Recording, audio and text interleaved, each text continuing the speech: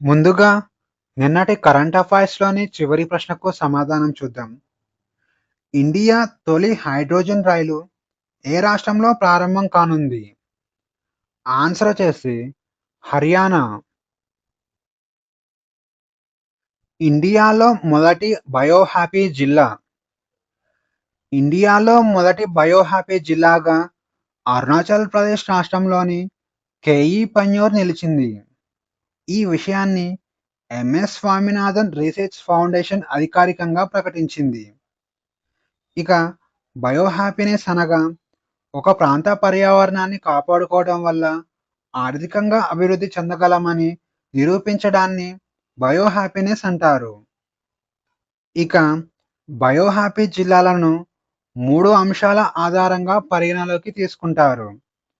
అవి జీవవైవిధ్యం, ప్రకృతి ఆధారిత జీవనోపాధి, ఆనందం మరియు శ్రేయస్సు. ఇక మొదటగా జీవవైవిధ్యం. అడవులు, నదులు, వన్యప్రాణుల కారిడార్లను రక్షించడం, ప్రకృతిని స్వేచ్ఛా వనరుగా కాకుండా మూలధనంగా భావించడం జీవవైవిధ్యం యొక్క లక్ష్యం. ఇక రెండవది ప్రకృతి ఆధారిత జీవనోపాధి. పర్యావరణ విధ్వంసం లేకుండా ఆదాయాన్ని సృష్టించుకోవడం. అనగా సేంద్రియ సహజ వ్యవసాయం చేయడం, ఔషధ మొక్కలు మరియు వెదురు ఆధారిత పరిశ్రమలు ఏర్పాటు చేయడం, పర్యావరణ పర్యాటకాన్ని అభివృద్ధి చేయడం. ఇక మూడవది ఆనందం మరియు శ్రేయస్సు.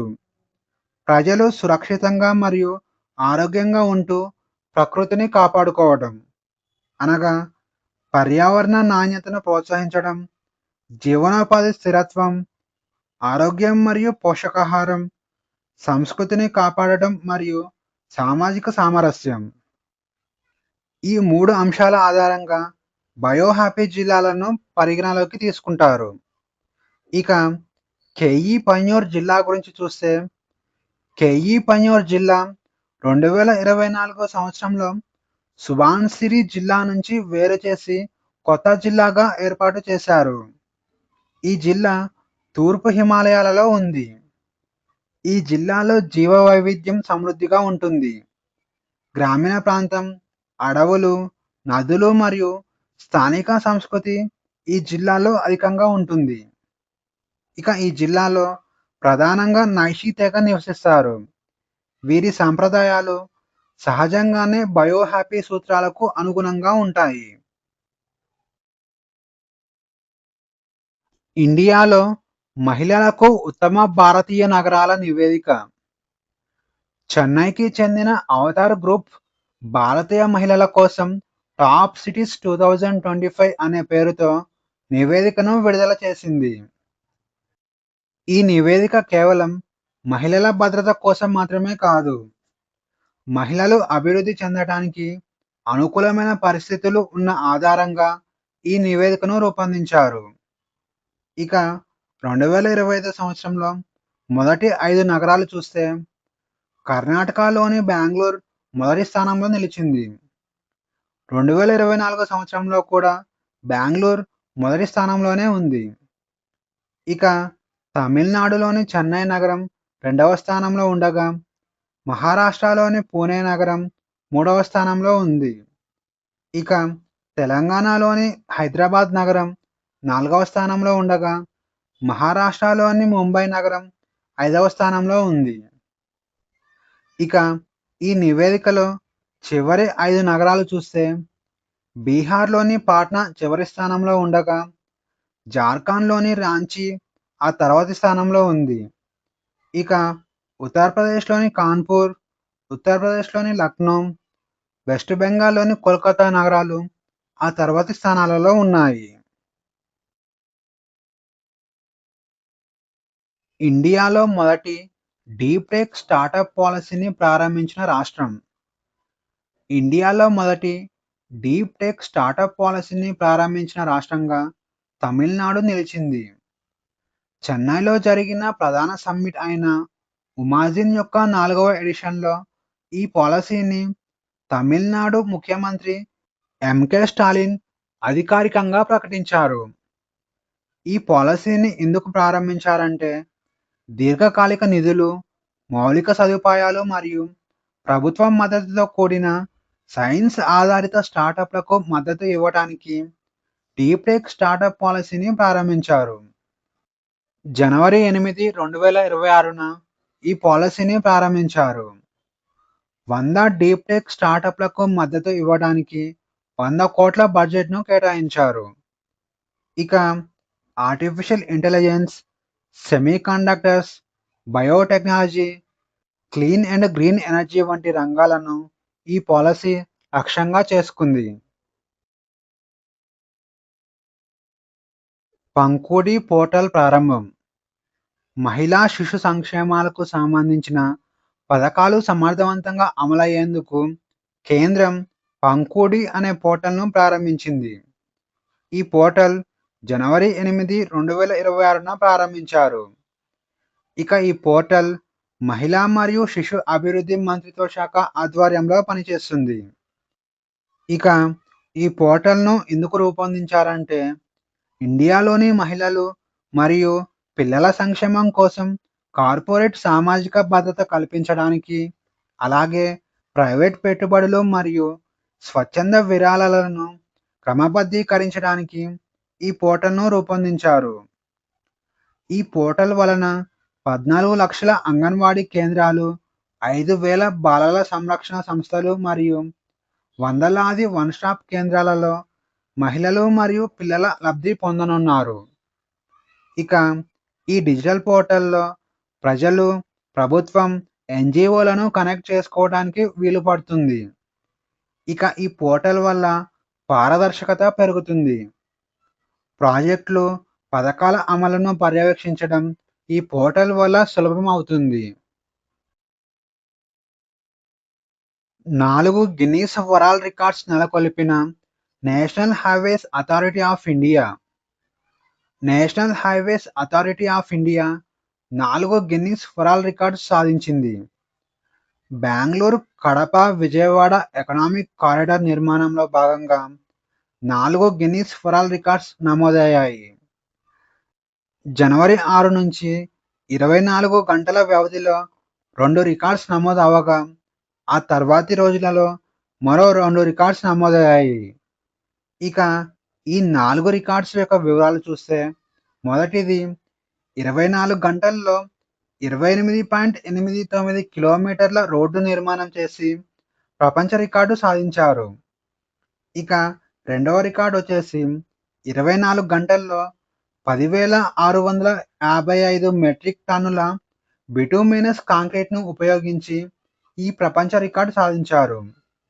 ఇక మూడవ రికార్డు చూసుకుంటే జనవరి 11న 156 లేన్ల కిలోమీటర్ల దూరం చదును చేసి ప్రపంచ రికార్డు సృష్టించారు. గతంలో అత్యధికంగా 84.4 లేన్ కిలోమీటర్లు మాత్రమే చదును చేశారు. ఇక నాలుగవ రికార్డు వచ్చేసి ఒకే ఆపరేషన్లో అత్యధికంగా 57,500 మెట్రిక్ టన్నుల బిటూమినస్ కాంక్రీట్ను ఉపయోగించి మరో రికార్డును నమోదు చేశారు. నిరంతరాయంగా పెద్ద మొత్తంలో బిటూమినస్ కాంక్రీట్ను రోడ్డు నిర్మాణానికి వాడినందుకు గాను ఈ 4 రికార్డ్స్ నమోదయ్యాయి. పరంశక్తి కంప్యూటింగ్ ఫెసిలిటీ ప్రారంభం. పరంశక్తి అనేది సాధారణ కంప్యూటర్ల సామర్థ్యానికి మించి ఎక్కువ వేగంతో కష్టమైన గణనలను నిర్వహించడానికి రూపొందించిన సూపర్ కంప్యూటర్. ఐఐటి మద్రాస్లో పరంశక్తి సూపర్ కంప్యూటింగ్ ఫెసిలిటీని భారత ప్రభుత్వం ప్రారంభించింది. దీని ప్రారంభోత్సవం జనవరి 3న జరిగింది. ఇందులో పరమరుద్ర సూపర్ కంప్యూటింగ్ క్లస్టర్ ఉంది. ఇది ఎక్కువ మొత్తంలో డాటా ఇంటెన్సివ్ పని భారాలను నిర్వహించగలదు. ఇక 3.1 పెటాఫ్లాప్స్ కెపాసిటీ కలిగి ఉంటుంది. దీనిని centre for development advanced computing అనే సంస్థ అభివృద్ధి చేసింది. ఇది సైన్స్, ఇంజనీరింగ్, న్యూక్లియర్ స్టడీస్ మొదలైన అంశాలలో పరిశోధనలకు ఉపయోగపడుతుంది.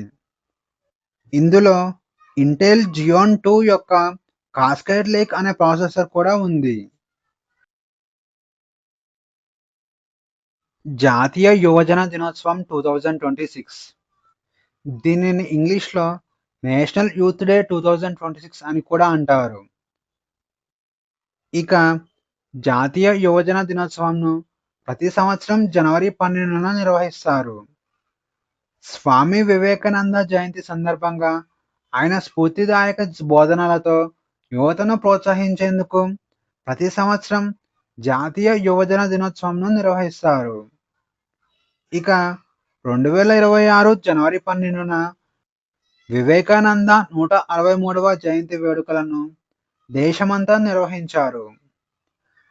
జాతీయ యువజన దినోత్సవం 2026 యొక్క థీమ్ వచ్చేసి స్వయాన్ని వెలిగించుకోండి, ప్రపంచాన్ని ప్రభావితం చేయండి. దీనిని ఇంగ్లీష్‌లో ignite the self, impact the world అని అంటారు. మిషన్ సుదర్శన్ చక్ర. మిషన్ సుదర్శన్ చక్ర అనేది ఇండియా యొక్క ప్రతిష్టాత్మక జాతీయ రక్షణ ఇనిషియేటివ్. బహుళ స్థాయిలో వాయు రక్షణ కవచాన్ని నిర్మించడమే మిషన్ సుదర్శన్ చక్ర యొక్క లక్ష్యం. దీనిని పూర్తి స్వదేశీ సాంకేతికతతో రూపొందిస్తున్నారు. ఇది ఇజ్రాయెల్ దేశంలోని ఐరన్ డోమ్ లాంటి రక్షణ వ్యవస్థను ఏర్పాటు చేయడం దీని యొక్క లక్ష్యం. ఇక ఈ మిషన్ను ఆగస్టు 15, 2025న ప్రధాని మోడీ అధికారికంగా ప్రకటించాడు. అలాగే 2035 సంవత్సరంలోపు 5 లేయర్స్ వాయు రక్షణ కవచ నిర్మాణాన్ని పూర్తి చేయాలని లక్ష్యంగా పెట్టుకున్నారు. ఇక ఈ మిషన్ భూమి, సముద్రం, గాలి, అంతరిక్షం మరియు సైబర్ స్పేస్‌లను కవర్ చేస్తుంది. ముఖ్యంగా డ్రోన్లు, రాకెట్లు, మిస్సైళ్ల నుంచి రక్షణ కల్పిస్తుంది. ఇక సుదర్శన్ చక్ర మిషన్ కోసం 1,30,000 నుంచి 1,70,000 కోట్లు కేటాయించారు. ఇక ఈ మిషన్ 5 దశలుగా పనిచేస్తుంది. వాటి గురించి చూస్తే మొదటి దశ వచ్చేసి ఎర్లీ డిటెక్షన్ లేయర్. దీనిని తెలుగులో ముందస్తు గుర్తింపు పొర అంటారు. ఒకే పొరకు అన్ని డ్రోన్లను గుర్తించలేదు. కొన్ని డ్రోన్లు సెన్సార్లను తప్పించుకోగలవు. అందుకే ఈ మిషన్‌లో బహుళ పొరల రక్షణ కవచాన్ని ఏర్పాటు చేస్తున్నారు. ఇక ముందస్తు గుర్తింపు పొరలో తక్కువ స్థాయి నిఘా రాడార్‌లు ఉంటాయి. డ్రోన్ల సంకేతాలను గుర్తించడానికి రేడియో ఫ్రీక్వెన్సీ డిటెక్టర్లను ఏర్పాటు చేస్తారు. అలాగే ఎలక్ట్రో ఆప్టికల్ మరియు ఇన్ఫ్రారెడ్ కెమెరాలు ఉంటాయి. ఇక రెండవ దశ గుర్తింపు మరియు వర్గీకరణ పొర. ఈ దశలో వివిధ రకాల డ్రోన్లను గుర్తించగలదు. అంటే స్నేహపూర్వక డ్రోన్లు అనగా ఇవి ఇండియాకు చెందిన డ్రోన్లు. వీటిని ముందుగానే గుర్తించి పేల్చకుండా ఆపుతుంది. రెండవది పౌర వాణిజ్య డ్రోన్లు అనగా ఇవి సిటీస్‌లో యూజ్ చేస్తారు. ఇది మ్యారేజెస్, ఫంక్షన్‌లలో యూజ్ చేస్తారు. ఇక శత్రు డ్రోన్లు. శత్రు డ్రోన్లను 100% ఖచ్చితత్వంతో గుర్తించగలదు. ఇక మూడవ దశ సాఫ్ట్ కిల్ లేయర్. ఇందులో డ్రోన్లను ఇండైరెక్ట్‌గా నాశనం చేస్తుంది. జీపీఎస్ జామింగ్ చేయగలదు. అలాగే డ్రోన్ ఆపరేటర్స్‌కి సంబంధించిన డాటా లింక్‌ను కట్ చేయగలదు. ఇక నాలుగవది హార్డ్ కిల్ లేయర్. ఈ దశలో డ్రోన్లను భౌతికంగా అడ్డుకుంటారు. అంటే డైరెక్ట్‌గా పేల్చివేస్తారు. ఇక ఐదవది surface to air missile electronic warfare లేదా లేజర్ ఆధారిత వ్యవస్థల ద్వారా డ్రోన్లను అడ్డుకుంటారు. ఇక ఈ మిషన్‌ను 2 దశలలో అమలు చేస్తారు.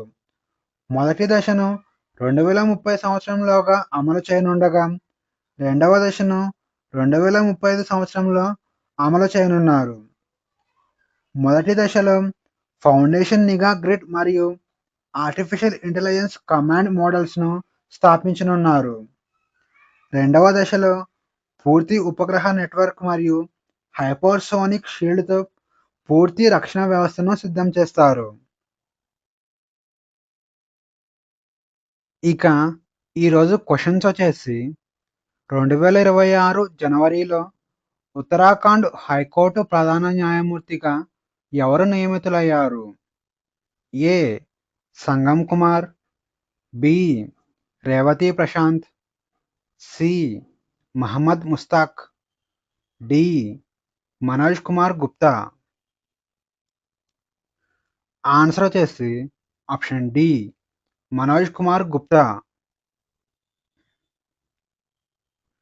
National improvised explosive device data సిస్టమ్ను ఏ సంస్థ అభివృద్ధి చేసింది? A. National security guard, B.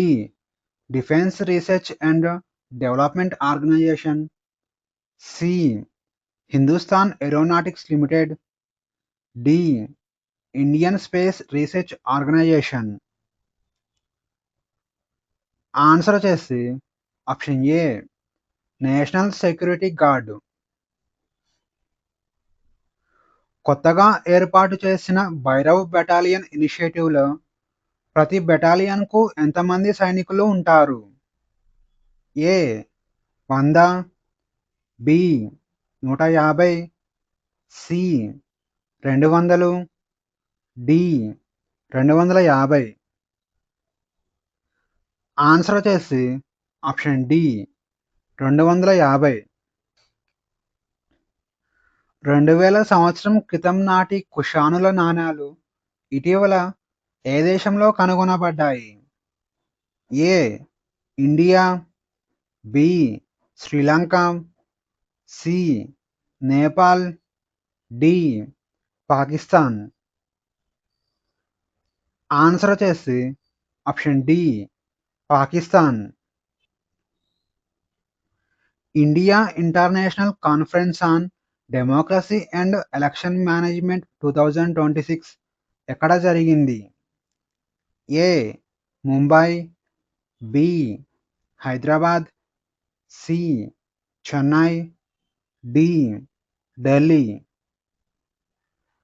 Answer వచ్చేసి ఆప్షన్ డి, ఢిల్లీ. కింది పాలకులలో ఎవరు పూర్వ పశ్చిమ సముద్రాధీశ్వర బిరుదును పొందారు? ఏ. సముద్రగుప్త, బి. కరికాల చోళుడు, సి. ఒకటవ హరిహర, డి. ఒకటవ పరాంతక. ఆన్సర్ వచ్చేసి ఆప్షన్ సి, ఒకటవ హరిహర. విజయనగర సామ్రాజ్యానికి చెందిన ఒకటవ హరిహర తుంగభద్ర నదికి దక్షిణాన ఉన్న ప్రాంతంపై నియంత్రణ సాధించి పూర్వ పశ్చిమ సముద్రాధీశ్వర బిరుదును పొందాడు. తూర్పు మరియు పశ్చిమ సముద్రాల యజమాని అని ఈ బిరుదుకు అర్థం. కింది వారిలో అమీర్ ఖుస్రో గురువు ఎవరు? ఏ. నిజాముద్దీన్ ఔలియా, బి. బాబా ఫరీద్, సి. మొయినుద్దీన్ చిస్తి, డి. బక్తియార్ కాకి. ఆన్సర్ వచ్చేసి ఆప్షన్ ఏ, నిజాముద్దీన్ ఔలియా. అమీర్ ఖుస్రో క్రీస్తు శకం 1310 సంవత్సరంలో అలావుద్దీన్ ఖిల్జీ పాలనలో సూఫీ మతాన్ని స్వీకరించాడు. ఇతని గురువు నిజాముద్దీన్ ఔలియా. ఇక అమీర్ ఖుస్రో రచనలు చూసుకుంటే నూహ్ సిపిహార్, బాకియా నాకియా, అఫ్జల్ ఉల్ ఫవైద్ మొదలైన రచనలు చేశాడు. బులంద్ దర్వాజాను ఎవరు నిర్మించారు? A. Jahangir, B. Akbar, C. Shahjahan, D. Aurangzeb. Answer వచ్చేసి ఆప్షన్ బి, అక్బర్. బులంద్ దర్వాజా ఫతేపూర్ సిక్రీలో ఉంది. దీనిని 1602 సంవత్సరంలో అక్బర్ నిర్మించాడు. గుజరాత్ను జయించినందుకు గుర్తుగా అక్బర్ బులంద్ దర్వాజాను నిర్మించాడు. నాదిర్ షా భారతదేశంపై దండెత్తినప్పుడు కింది వారిలో ఢిల్లీలో చక్రవర్తిగా ఎవరు ఉన్నారు? ఏ. ఒకటవ ఆలంగీర్, బి. రెండవ Alamgir, C. Muhammad Shah Rangeela, D Farrukh Siyar. Answer వచ్చేసి option C Muhammad Shah Rangeela. Nadir Shah అత్యంత శక్తివంతమైన ఇరానియన్ పాలకులలో ఒకడు. ఇతను 1736 నుంచి 1747 సంవత్సరం వరకు ఇరాన్కు షాగా పరిపాలించాడు. ఇక నాదిర్ షా 1739 సంవత్సరంలో భారతదేశంపై దండెత్తి మహమ్మద్ షా రంగీలా వద్ద నెమలి సింహాసనం మరియు కోహినూర్ వజ్రాన్ని తీసుకెళ్లాడు. కింది పాలకులలో గుల్బర్గాలో జామా మసీదును ఎవరు నిర్మించారు? ఏ అహ్మద్ షా, బి ఫిరోజ్ షా, సి రెండవ మహమ్మద్ షా, డి ఒకటవ మహమ్మద్ షా. ఆన్సర్ వచ్చేసి ఆప్షన్ డి ఒకటవ మహమ్మద్ షా. క్రీస్తు శకం 1367 సంవత్సరంలో ఒకటవ మహమ్మద్ షా గుల్బర్గాలో జామా మసీదును నిర్మించారు. ఇతను బహమనీ రాజ్య స్థాపకుడైన అల్లావుద్దీన్ బహమన్ షా యొక్క కుమారుడు. ఇతను తన రాజ్యాన్ని 1358 నుంచి 1375 వరకు పాలించాడు. Question of the day. ఇటీవల సౌత్ వెస్టర్న్ ఎయిర్ కమాండర్గా ఎవరు నియమితులయ్యారు? ఈ ప్రశ్నకు సమాధానం తెలిస్తే కామెంట్లో తెలియజేయండి. ఈ వీడియోలోని కంటెంట్ మీకు నచ్చినట్లయితే లైక్ చేయండి, షేర్ చేయండి, అలాగే సబ్స్క్రైబ్ చేసుకోవడం మర్చిపోకండి.